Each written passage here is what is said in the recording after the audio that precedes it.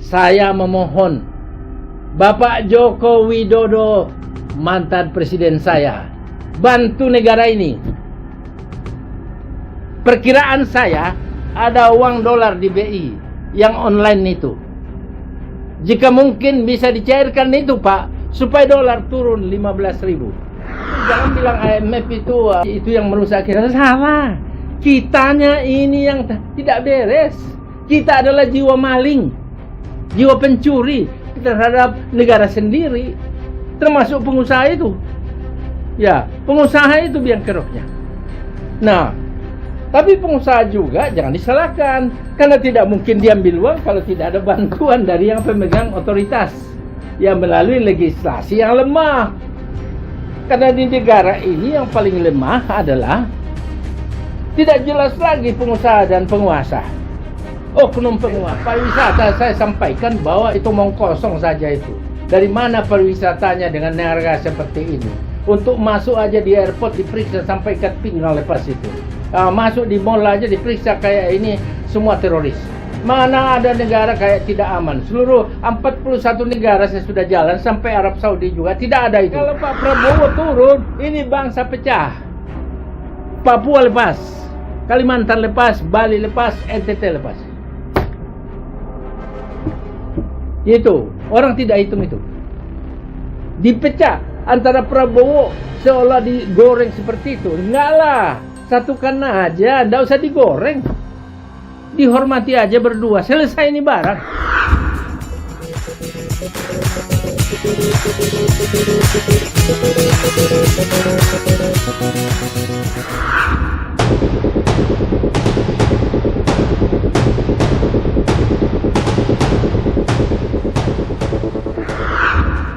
Di saat layar pergerakan nilai tukar mata uang berkedip merah. Di saat dolar Amerika Serikat merangsek naik menembus level psikologis Rp18.000, publik panik. Para pakar pun sibuk berteori, menyalahkan ketegangan geopolitik global hingga arah kebijakan Amerika Serikat. Tapi, benarkah badai pelemahan rupiah ini murni hanya karena faktor eksternal? Ataukah ada penyakit lama dan jiwa maling, peninggalan krisis moneter 1998 yang kini kembali menghantui ekonomi kita? Di tengah hiruk-pikuk teori ekonomi yang meliuk-liuk, seorang praktisi bisnis kawakan dengan rekam jejak 45 tahun bersih tanpa cacat, Dr. John Palinggi, maju memberikan teguran keras. Baginya, wacana mengandalkan pariwisata adalah ilusi, dan menyebar provokasi pemakzulan di tengah krisis, hanya akan merobek dan memecah belah keutuhan bangsa ini. Sebagai solusi, ia justru melontarkan satu seruan patriotik dan permohonan darurat yang tak terpikirkan oleh banyak orang. Bantu negara ini, Pak Jokowi. Dr. John meyakini, hanya lewat persatuan epik antara ketegasan Presiden Prabowo dan kelihayan taktis mantan Presiden Joko Widodo yang pernah menyelamatkan kas negara saat COVID-19. Badai dolar ini bisa ditundukkan kembali ke angka Rp15.000. Seperti apa fakta kelam krisis 1998 yang dibongkar olehnya? Dan mengapa jangan pernah coba-coba memisahkan Prabowo dan Jokowi saat ini? Simak wawancara selengkapnya berikut ini. Ya, kondisi bangsa yang kita alami sekarang itu memang tidak terlepas dari faktor global yang dipengaruhi dengan perang dan lain sebagainya. Tetapi juga faktor internal, faktor domestik, internal bangsa kita yang juga memerlukan di mana ada banyak keunggulan-keunggulan pelaksanaan pembangunan, tapi cukup banyak juga yang memerlukan perbaikan-perbaikan dan introspeksi untuk pencapaian, untuk meningkatkan persepsi daripada dunia luar, terutama investor terhadap negara dan bangsa kita. Banyak hal yang positif telah dijalankan pemerintah. Saya dalam posisi, saya tidak terlalu ahli teori ekonomi, karena terkait dengan dolar, yang saya tahu dolar, masalah fiskal, masalah dolar, itu adalah tugas Bank Indonesia. Ya, bukan tugas Menteri Keuangan. tugas Bank Indonesia bagaimana menstabilkan rupiah, ya, bagaimana supaya dia unggul rupiahnya terhadap dolar, tidak terlalu tertekan seperti itu. Dan saya bukan ahlinya ekonomi. Saya hanya praktisi ekonomi selama 45 tahun melaksanakan, ya, sebagai pengusaha 45 tahun saya garis bawahi tanpa cacat. Dan saya bisa bertahan sampai sekarang tanpa cacat dan tidak ada tidak ada sama sekali utang apapun, kredit macet. Dan ditambah lagi saya memperoleh dengan sistem digital bebas visa di 18 negara Asia Pasifik, APEC, Asia Pacific Economic Cooperation. Jadi berlaku sebetulnya dulu itu dengan sistem kartu 2015, 2020, 2020, 2025. Sekarang tidak bisa, harus dicek dulu di Interpol itu. Siapa-siapa yang akan disetujui oleh suatu negara. Kalau clear and clean, dicek lagi di kedutaannya. Kalau kedutaan clear and clean, baru ditekan di ini sistemnya digital sekarang. Nah, bebas visa saya itu sampai November 2029. Mulai Januari sampai November 2029. Jadi 5 tahun saya bebas keluar masuk ke negara-negara mulai dari Cina, Jepang, Korea, Asia, apa semua, Australia, New Zealand, sampai dengan Brasilia dan lain-lain, Argentina. Seperti itu. Tapi saya ini bukan ahli. Kalau berteori, di teorinya begitu, nanti muaranya negara sudah dalam keadaan terancam, bahkan bisa bubar, bahkan sudah ngeri-ngeri, sangat ngeri hidup di negara ini, bahkan sudah ada upaya untuk menjual saham seluruhnya di bursa efek, bahwa ada ini sudah ngeri. Saya rasa ini berlebihan. Ini berlebihan. Jadi saya memang bukan ahli ekonomi. Saya hanya ahli kesetiaan pada bangsa saya. Saya hanya ahli itu aja, tidak lebih. Dan ahli memperbaiki diri saya. Ahli supaya tidak mencuri uang negara. Saya tidak ada sama sekali. Dan tidak ada berkaitan dengan proyek-proyek yang banyak pencurian itu. Tidak ada saya. Nah, kalau kita mencermati keadaan yang dialami bangsa ini, sekarang ini, semua orang dalam negara ini, sampai generasi muda itu, anak muda ini, generasi Z ini, sudah kayak punya kebencian yang luar biasa terhadap Bapak Presiden Prabowo. Kalau saya ini sangat menghormati Bapak Presiden. Dan saya setia sampai sekarang kepada beliau, bahwa beliau itu adalah presiden yang dipilih secara konstitusional, presiden yang sah, dan apapun hantaman, apapun penjelekan, apapun serangan-serangan merendahkan dia, menurut saya silakan saja, silakan masing-masing. Saya berada dalam posisi tidak berhak untuk mencaci maki beliau itu. Apalagi saya merendahkan dia. Kenapa demikian? Karena saya tahu ini perjalanan bangsa ini, saya sudah bersentuhan dengan 9 periode presiden. Mulai Pak Harto, Pak Habibie, Gus Dur, Ibu Mega, 2 kali periode SBY, 2 kali periode Jokowi, dan sama Pak Prabowo juga. Kita sudah tahu apa yang terjadi. Naik turun 2008 ada masalah, 98 ada masalah, 2021 ada masalah. Ternyata bangsa ini tetap jalan kok. Tapi kalau kita itu sudah menjelekkan bangsa sendiri, diri sendiri, nggak akan pernah ada sesuatu anugerah, rahmat, taufik, hidayah dari Allah. Nggak akan pernah datang itu selama kita sudah saling mencaci maki. Karena prinsipnya saya itu, di mana ada kedamaian, kesanalah Tuhan Allah mengalirkan rezeki itu. Nah, kalau tidak ada kedamaian bagaimana? Nah, sekarang kita berbicara soal dolar. Pertanyaan teman-teman wartawan tadi. Dolar ini, menurut saya, harus kita lihat. Kelihatannya ada sudah mau putus asa. Putus asa orang melihat. Dulu 17.000, Pak Harto jatuh. Banyak orang bilang IMF telah mencelakakan negara. Bukan. Kita itu kredit macet 450 triliun tahun 98 oleh pengusaha-pengusaha. 86,4% pengusahanya Indonesia ini blacklist di bank saat itu 98. Dibentuklah Badan Penyihatan Perbankan Nasional. Apa yang dia bilang? Hanya 139 triliun diselamatkan. 311 triliun itu hilang begitu aja oleh pengusaha yang blacklist itu. Dan berkasnya ada pada saya di berangkas ada itu, ada semua yang mencuri uang negara itu, pengusaha-pengusaha itu masih ada yang hidup sekarang itu banyak. Nah, ada pula yang datang di Hambalang bilang, oh mau ngoreksi presidennya sebaiknya begini. Lah ini orang cacat semua. Ya, kredit macet dulu itu semua itu. Nah, 1999 negara sudah tidak biasa jalan karena kelakuan pengusaha itu. Maka tahun 99 itu dikucurkan lagi BLBI yang sangat terkenal, Bantuan Likuiditas Bank Indonesia. Tujuannya apa? Supaya semua bank itu membayar nasabahnya supaya ini ekonomi bisa jalan. Tapi apa? 145,5 triliun dikasih, bukannya membayar nasabah bank-bank itu. Dia beli dolar. Dolar waktu itu 2.500 menjadi 16.000. Dia beli dolar, ya, ekonomi tidak jalan.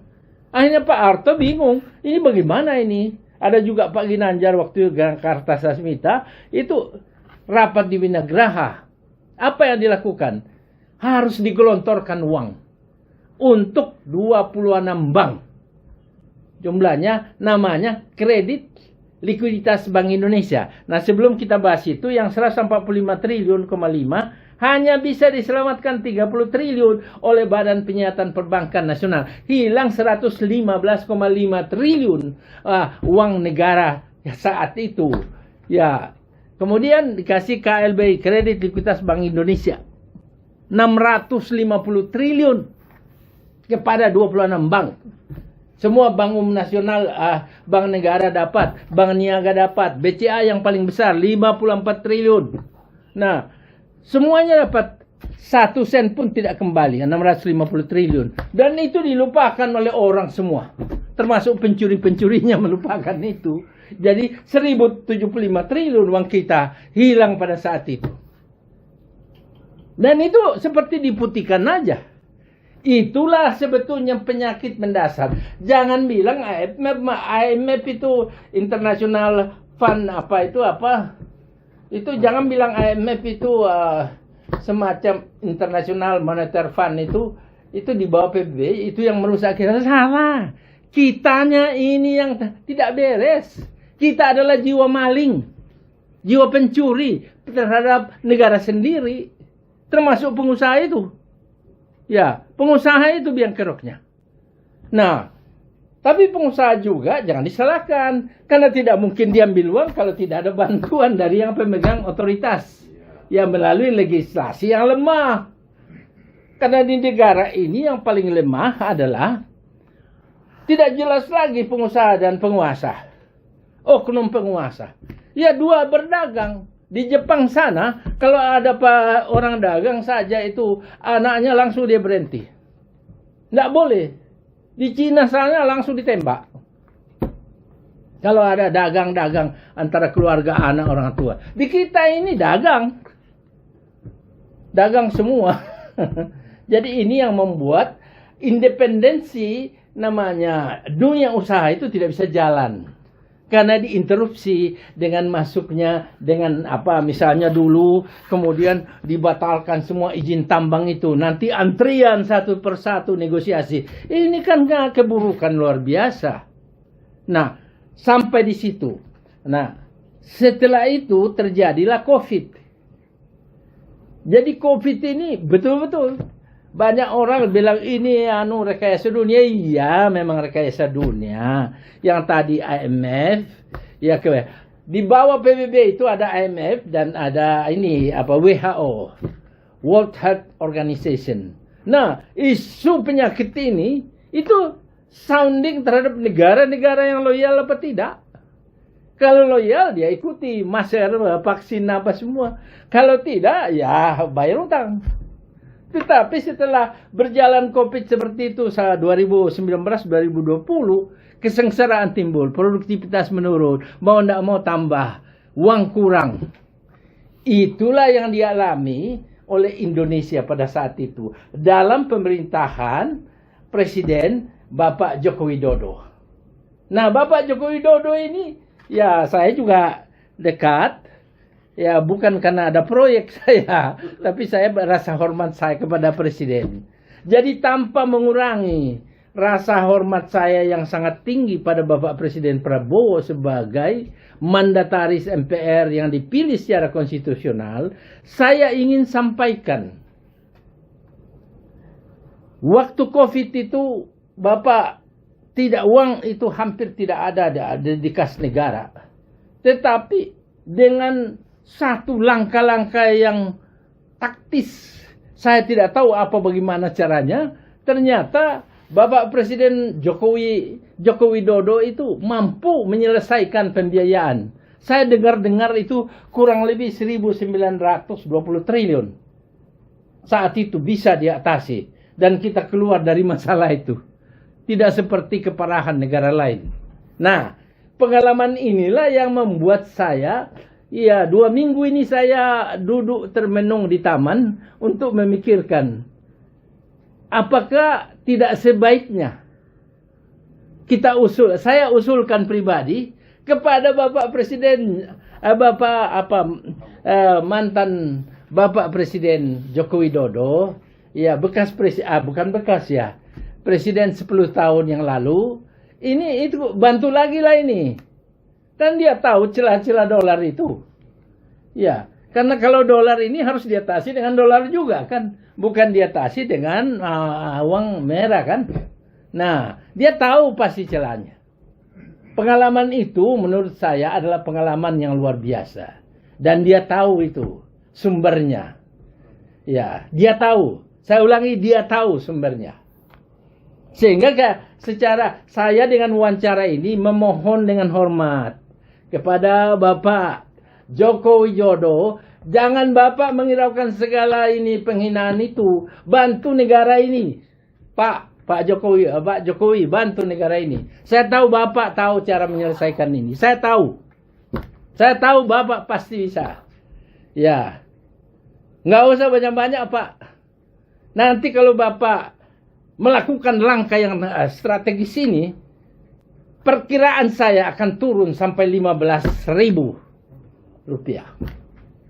Saya bukan tukang ramal Pak, tapi dengan pengalaman yang saya amati secara cermat dan kemudian saya kenal Bapak, ya udahlah, kalau penghinaan itu biar dah, sudahlah Bapak, itu adalah vitamin buat Bapak. Tapi bantu negara ini, soal salah benar Bapak itu bukan urusan saya, tapi dalam kapasitas Bapak, saya melihat secara pernah memerintah 10 tahun dan mengatasi masalah dengan luar biasa. Saya memohon Bapak Joko Widodo, mantan presiden saya, bantu negara ini. Perkiraan saya ada uang dolar di BI yang online itu. Jika mungkin bisa dicairkan itu Pak, supaya dolar turun 15.000. Saya ini bukan tukang ramal Pak. Ya, saya hanya melihat kecenderungan-kecenderungan dan kemampuan-kemampuan yang Bapak persembahkan bagi negara ini. Memang banyak perjanjian dengan Cina. Seolah-olah uang Cina banyak, tapi underlying aja itu. Tidak sesungguhnya. Ya, kalau Cina itu kita macet-macet hanya berapa puluh triliun aja dikejar itu Pak. Jadi apa yang disukan sekarang begitu besar utang Cina, ya saya kira ini dan masalah yang dihadapi Amerika ini memang harus berhati-hati. Kalau kita bicara memang kita negara yang non-blok, ya bagaimana memasaknya itu sama dengan Bapak Soeharto. Saya dekat dengan Pak Harto karena beliaulah yang memanusiakan saya. Pak Soeharto itu bagaimana dia duduk di tengah antara kepentingan Taiwan dan Cina. Nanti kalau Cina, dulu saya menerima pameran Taiwan di Borobudur, kemudian timbul masalah seolah-olah Cina protes kepada Pak Harto. Tapi Pak Harto dengan bijaksana berdiri di antara dua negara yang berbeda itu. Nah, kita sekarang ini kan menghadapi terus terang kita berdiri di tengah sebagai negara non-blok. Cuma kalau salah memainkan kartu ini persoalan berat antara Amerika dan Cina. Tapi saya tidak ahli juga dalam soal strategi. Saya pernah bekerja untuk di dalam ruang strategi, dan saya tahu saya sudah bekerja 9 periode presiden. Ya, sebagai loyalitas saja. Saya tidak dapat proyek, saya tidak butuh jabatan dan uang dari pemerintahan. Tapi negara ini tidak boleh karam hanya karena kita berbeda pendapat yang sangat tajam. Jadi saya ulangi, Bapak Presiden 10 tahun, Presiden saya 10 tahun, Bapak Joko Widodo. Pak, bantu negara ini, Pak. Saya tahu Bapak mengetahui uang itu berada di mana untuk menolong negara ini.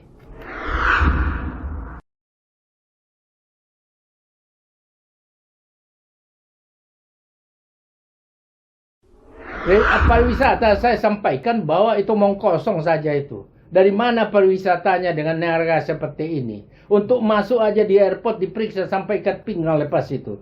Masuk di mall aja diperiksa kayak ini semua teroris. Mana ada negara kayak tidak aman. Seluruh 41 negara saya sudah jalan sampai Arab Saudi juga tidak ada itu.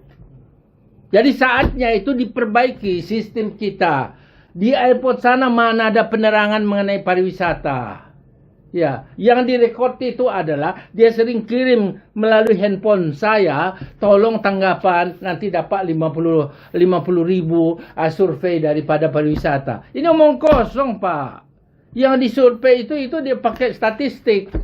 Ya, tolong kalau dia Menteri Pariwisata, bisa tidak dijelaskan berapa orang yang masuk dari luar negeri? Yang ada sekarang orang capek dengan kesulitan ekonomi, pergilah berpiknik, itu dihitung seperti itu. Apa pemasukan? Dia bisa ada? Nggak ada. Uang yang digunakan hanya pameran luar negeri seperti itu. Sampaikan bahwa pariwisata apa itu?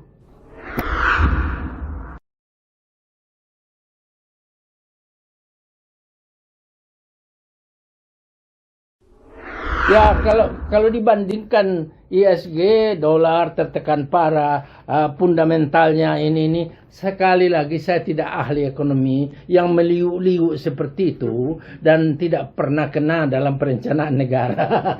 Ya, saya tidak pernah lihat kehebatan orang bisa dipakai dalam perencanaan negara. Karena di luar kehebatan ekonomi, ahli-ahli, pakar-pakar itu, yang bergerak di bawah ini adalah kekuatan yang punya duit. Bagaimana kamu bisa mendikte itu? Tidak bisa. Ya, harus pas, terapinya pas. Maka saya sampai kesimpulan, mungkin Pak Jokowi tahu, mohonlah bantu Pak negara ini. Bapak sekali menyetujui agar uang dolar misalnya di BI itu bisa dicairkan, akan turun 15.000 ini barang. Tentu banyak orang akan tanya saya tidak mau banyak ngomong lah.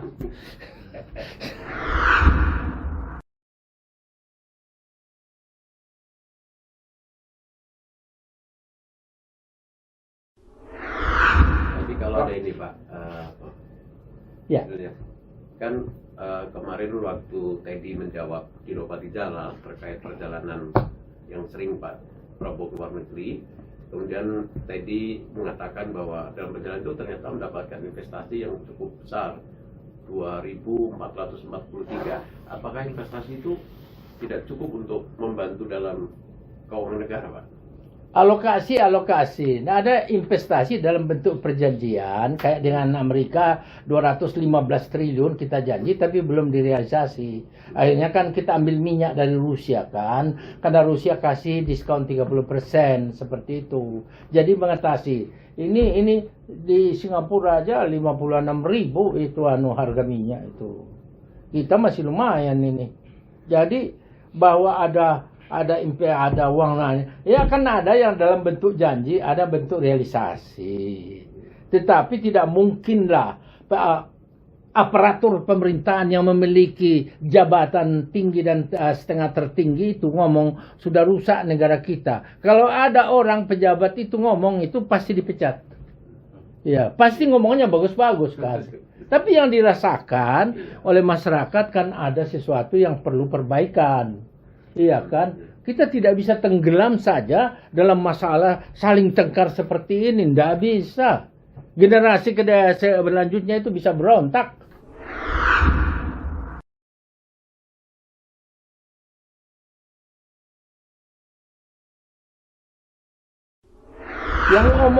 Yang ngomong pemaksulan bulan Juli Agustus mungkin dia tukang ramal. Saya tidak tertarik dengan tukang ramal.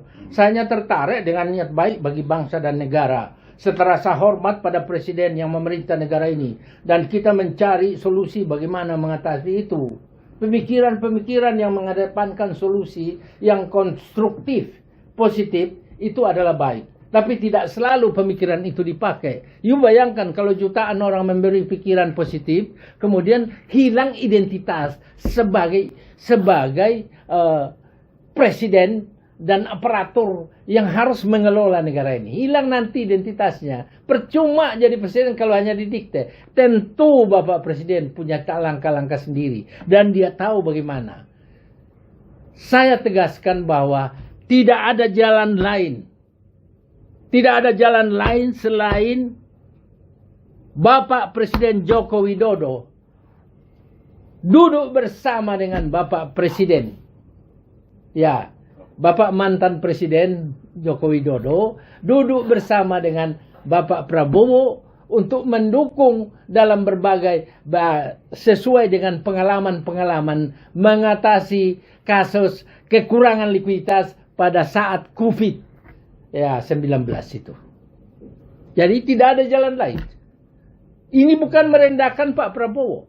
Dan saya sampaikan pada wartawan, jangan coba-coba memisahkan Bapak Prabowo sama Bapak Jokowi. Tidak ada jalan. Banyak orang seolah-olah menyerang Pak Jokowi padahal sasarannya mau menghancurkan Pak Prabowo. Ini tak langsung terlihat. Mulai dari tanah, PIK 1 sampai ijazah. Tidak ada itu. Tidak akan. Dalam negara jangan kelemahan-kelemahan tersendiri menghancurkan negara. Ada satu kelemahan kecil dibuat seperti negara sudah mau karam. Jangan. Sekali lagi, kerjasama konkret dengan keberanian Bapak Jokowi menolong negara ini berdasarkan pengalaman COVID-19, saya yakin dolar akan turun 15.000.